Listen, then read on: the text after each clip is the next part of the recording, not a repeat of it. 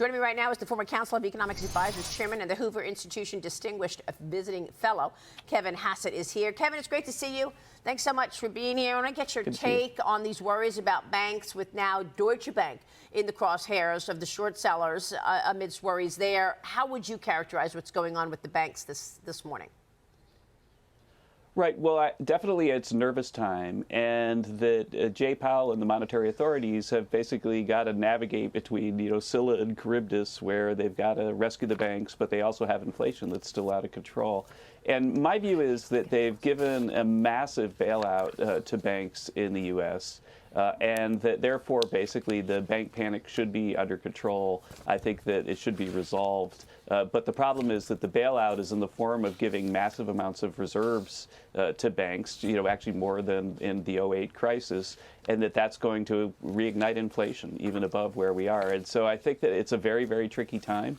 But the Fed, just raised rates, so they're going to have to continue to raise rates because the bank bailout actually is funneling cash into the system. Well, unfortunately, we are at a tenuous time, but it all goes back to bad policy, Kevin.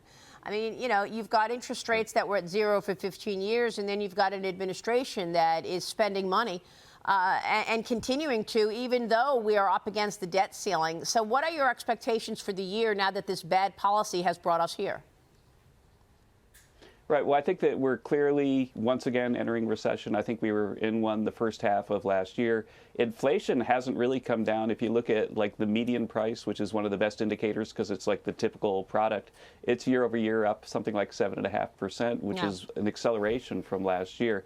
And so with all of those bad numbers coming in, then, basically Americans are starting to hunker down. And you can see that. In addition, the COVID savings, the excess COVID savings that people had, that's gone. The credit cards are borrowed to the max and interest rates are going up. There are a lot of negative signs going into the second half of the year. And so we're in the stagflation that you and I have been talking about really since Biden took office. Yeah. And Piper Sandler's chief global economist, Nancy Lazar, was with me yesterday. And she, too, was expecting a recession. She keeps pushing it out, though. Here's what she said. We're moving into a recession. The economy has clearly slowed. We've been in this global tightening cycle now for 2 years.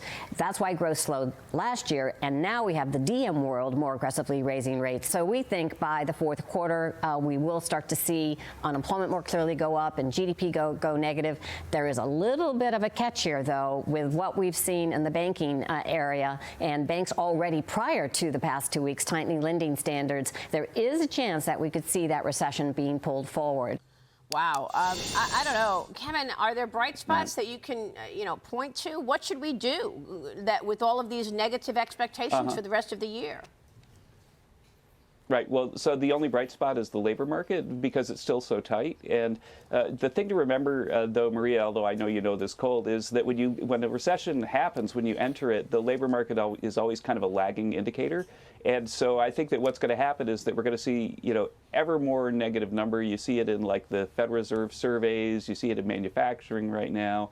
And the job market will be the last thing to go. I think in terms of what to do, I think that it's important that with the debt limit deal, that Congress gets some kind of fiscal sanity out of the Democrats. Recall that right now we're set to spend on things they've already done $10 trillion more over the decade than we thought we'd be spending back in 2019 when at the White House we were forecasting how much government spending would be up ahead.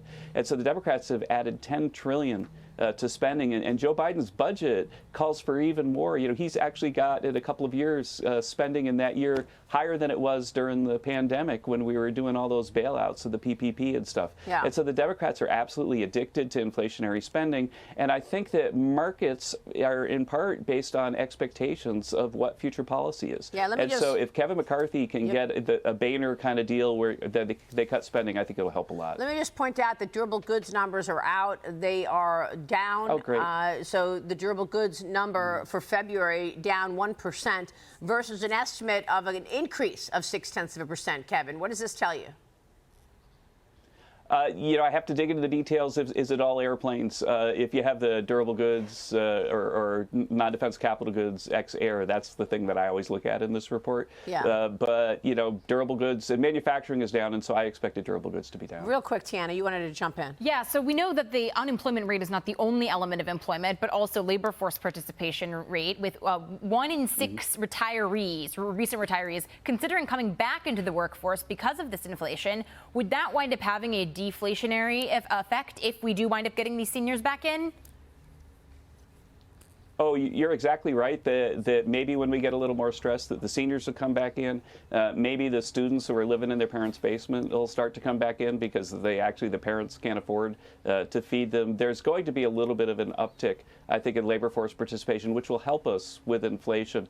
But I think also that COVID has somehow stained the workforce in a way that people have maybe acquired a kind of almost mental illness where they're afraid to leave the house. Yeah. And if you look around the country, there's just way too much stickiness in entering the labor force. And so I worry that, unemployment will stay low because there aren't that many workers, but we won't get the increase in workers we need to drive down inflation. Yeah, I'm worried about all this debt that's going to roll over this year. Is that something that you're watching?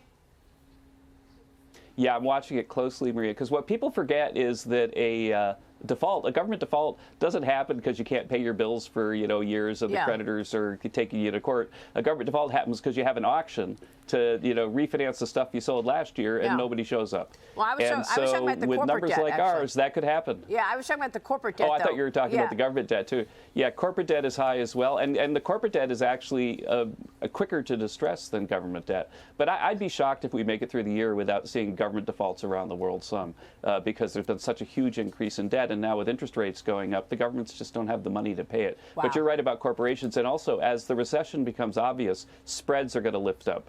I would say it'd be typical for the spread between like highly rated and not highly rated stuff to go up by 2 or 3%. And again, when that happens, that can lead to defaults. It's a great point. Kevin, good to see you. Please come back soon. Love having you this morning. Good to see you, Maria. Kevin Of course. Hassett. We'll be right back.